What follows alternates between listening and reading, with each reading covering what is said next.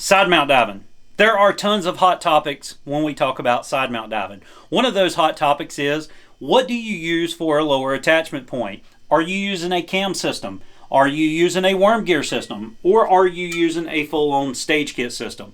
Whatever system you use, you need to keep it as simple as possible and make it easy for you to travel with as well. Now here at Lake Hickory Scuba, we actually use all three of these different systems. However, in this video, I'm going to be showing you one that I personally use and even how I set it up and why I think it's a little bit more superior to these if you're in the position of me as a side mount instructor who does a ton of traveling.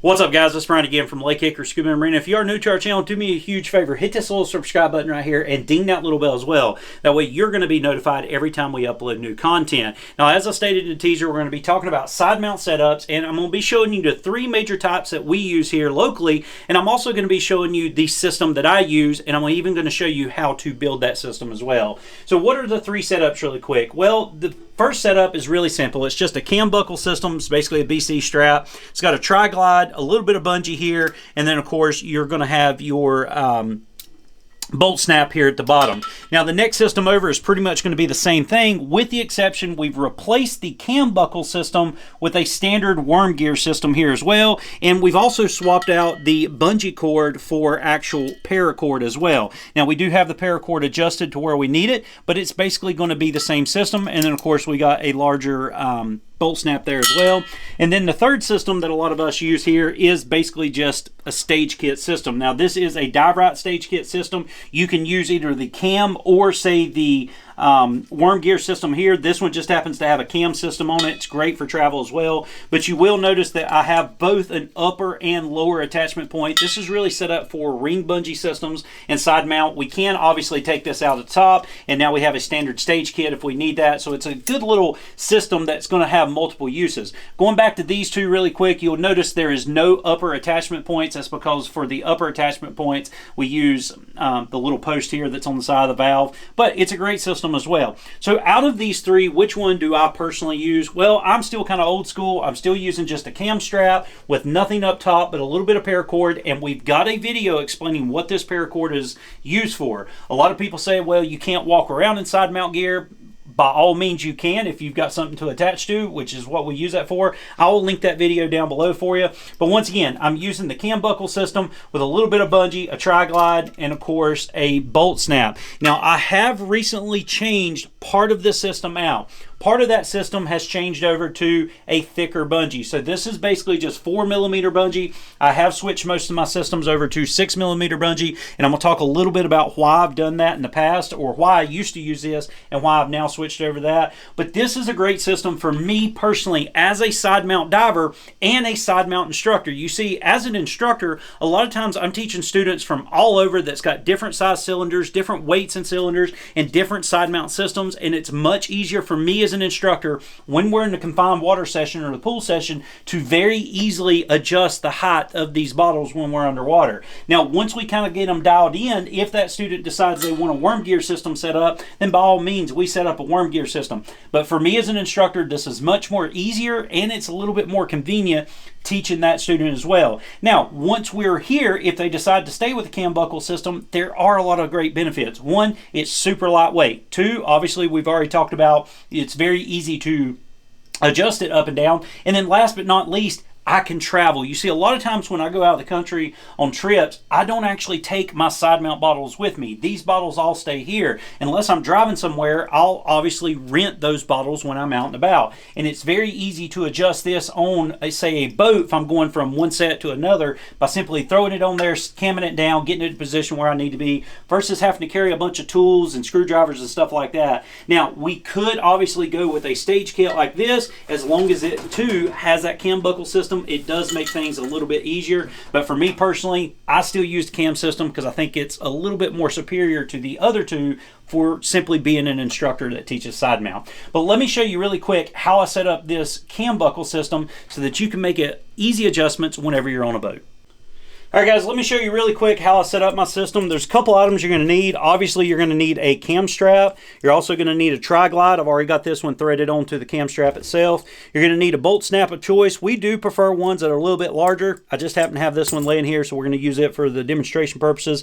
And then you're going to have to choose what type of bungee that you want. Now, there's two major types here. Obviously, we got 4mm and we have 6mm. I would not suggest going any larger than this, but I do want to explain why I prefer bungee over, say, the paracord option. You see, whenever we side mount dive, if you kind of zoom out there for me, your tanks need to be up against you, and if you don't get them the exact length that you need, sometimes we can have that winging effect come out, where as you're swimming, if your upper attachment points are too tight, your tanks are going to kind of wing out like this. And what the bungee does is that keeps that pulled in too closer to your body. So once you have your tanks attached, that bungee is going to pull those cylinders in. You've got bungees at the top, you've got bungees at the bottom. Now, depending on how stiff the bungee is, that's really going to make the difference on how easy it is to manipulate these cylinders. If you need to get in between your body and the cylinder itself, sometimes if they're too stiff, you're not going to be able to get in there, which goes back to the paracord being, if it's not the perfect length, you're going to have that tank out, plus it's not going to be able to pull that cylinder back in,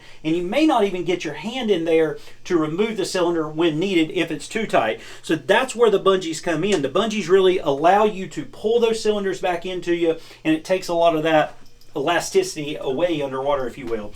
So recently I switched over from the 4mm bungee to the 6mm bungee. Now let me tell you something, I've been diving the 4mm bungee for many years, and I actually like the 4mm bungee. The only problem is we teach so many side mount courses here, we absolutely go through these and we have to replace them about once a year. So to kind of prevent that, I'm actually going with a little bit stiffer bungee system here. So instead of a 4mm, I simply went with a 6mm. Now to prep this, all you need to do is just get you a length. I would encourage you to cut a little bit longer than what you think you need, because as we set this up, you'll see there needs to be a little bit of adjustment in there. So I'm going to actually cut this one. I've probably got, I don't know, about 20 some inches here. And we're only going to be using obviously half of that because you're going to double it over just like this. So the very first thing I'm going to do is fold it over, find the center point. Right there's the center point. I'm going to run it through my bolt snap, through the eye of it, and I'm going to run the loose ends up through, and basically all I'm doing is creating a girth hitch on the bungee, just like that. All right, now obviously you want to try to keep it even if you can, but for video purposes, we're going to move right along here. I'm going to slide my tri-glide up, just like that right there. All right, so that's going to give me a little gap to stick this in. And now I'm going to tighten the strap back down to where it holds that tri-glide and it holds that bungee. Now here is the key point to understanding how much stretch you need on this. Typically what I do is I want my hand, when this cylinder is up against my body, I want my hand to basically cover up my bolt snap just like that. Now, if I need a little bit of extra length, I'll pull out just a little bit of extra length there, but I still want to basically be able to cover up that bolt snap with my hand. That way I know I've got just the right amount of stretch so that I can get my hand in there, push that bottle out, undo the bolt snap and remove it, and then as soon as I clip it back, I want that bungee to suck that tank right back into my body like that. So maybe an extra inch. There's about an extra inch, and as you can see, I can still completely cover up that bolt snap. Now sometimes you got to get a little extra pull into that bungee to get it hold, just like that. And let's stick it up, let's get it remeasured, and then all you got to do is simply just tie a knot. And when you tie that knot, it's going to lash it in exactly where you need it to be. Okay, so I've got about an extra inch play between the bottom of the cam strap and where the bolt snap eyelet starts. I can simply take my hand completely covered up. That's going to give me the right amount of stretch, and then wherever this top point is, that is where I'm actually going to tie a knot. All right, so I'm going to go ahead and pull up that slack, get my knot started here. And all I'm doing is just doing a overhand knot through itself. Nothing fancy. Okay. Give it a little pull. Let's move that knot up just a little bit. About right there. And whatever you do on the bottom, so if I want an inch play on the bottom, as I'm tying the knot, I'll pull it tight and give myself an inch play up here, and it works out to be the exact same. So I'm gonna get that knot tightened down, and there we go. I've got an inch bottom, or an inch play on the bottom. I can simply take my hand, cover it up. That's going to give me the right amount of stretch to pull that cylinder back into my body when I'm wearing it. And obviously this is going to be tight. This part up here is not going to slide when it's on a cylinder, but that's going to give me the right amount of pull to get that tank pulled back into my legs, but it's also going to give me the right amount of stretch. Imagine if that was on a cylinder. It's going to give me that right amount of stretch to get that bolt snap out, to get my hand in there, especially if I got thick dry gloves and things like that. So let's take a cylinder really quick. Let's get it positioned where we need it positioned.